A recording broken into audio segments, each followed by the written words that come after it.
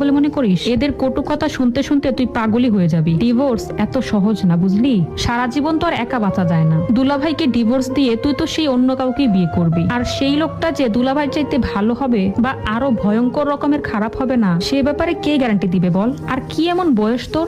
মাত্র 22 বছর বয়স, সামনে পুরোটা জীবন পড়ে আছে তোর। আমি বলে উঠলাম, রিমা তুই এসব কি বলছিস? যে মানুষটা 4টা বছর ধরে আমার সাথে অভিনয় করে গেল, আমার ইমোশন, ভালো লাগা সবকিছু নিয়ে ছিনিমিনি খেলেছে, সেই লোকটার সাথে বাকিটা জীবন আমি কিভাবে পার করব? আমার ভেতরে কি চলছে তা যদি একটাবার তোকে দেখাতে পারতাম। তুই তো এখনো বিয়েই করিসনি, এই পরিস্থিতিতেও পড়িসনি। যেদিন পড়বি সেদিন বুঝবি। তোর সাথে তোর জামাই যদি এমন কিছু করতো, তুই তাকে মাফ করে দিতি? রিমা বলল, দোস্ত আমি যা করতাম তাই তোকে বলছি। তুই আমার বেস্ট ফ্রেন্ড না, তুই তো আমার বোন। সবার ভালোবাসা এক হয় না রে, এটাই বাস্তবতা।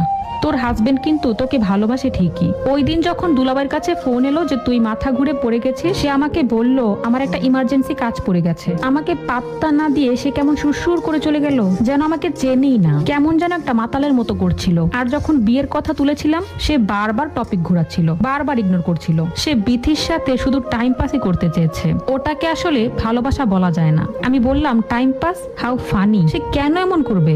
এক বৌদি আর হচ্ছিল না? আমাকে বললে তো আমি নিজে থেকেই সরে যেতাম। আর তোর মনে হচ্ছে আমি খারাপ? কেন তার পরীক্ষা নিতে গেলাম? বিশ্বাস কর রিমা, তার উপরে আমার প্রচন্ড বিশ্বাস ছিল। ভেবেছিলাম সে খুব শক্ত গলায় বলে উঠবে আমি বিবাহিত এবং আমার স্ত্রীকে আমি প্রচন্ড ভালোবাসি। সে ছাড়া অন্য কারো কথা আমি দুঃস্বপ্নেও ভাবতে পারি না। অথচ দেখ, সে আমার ধারণাকে কত সুন্দর করে মিথ্যা প্রমাণ করে দিল। আমি কাকে এতদিন ভালোবেসে গেছি, কাকে এত অন্ধের মতো বিশ্বাস করেছি? আচ্ছা, তার প্রতি আমার এই ধারণা রাখাটা কি অপরাধ ছিল?